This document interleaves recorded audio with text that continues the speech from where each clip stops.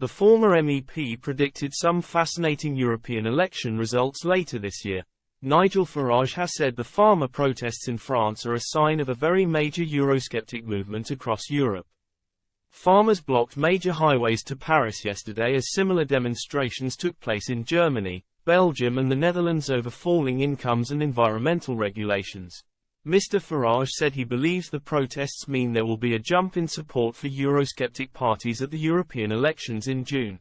The former UKIP leader told GB News, "President Macron is in such a flap over this that H has gone to Brussels to meet the Commission President Ursula von der Leyen.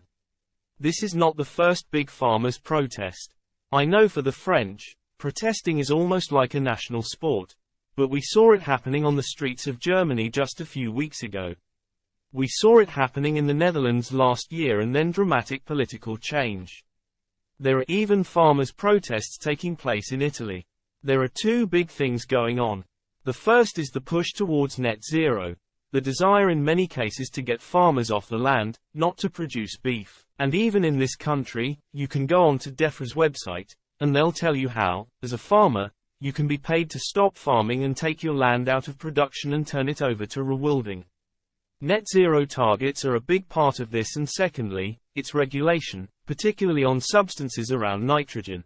And what the farmers of Europe are saying is whilst their own governments and their own bureaucracies and their own regulators are bad enough, it's even worse when it comes from the European Commission in Brussels, and there's nothing they can do in elections to change any of it.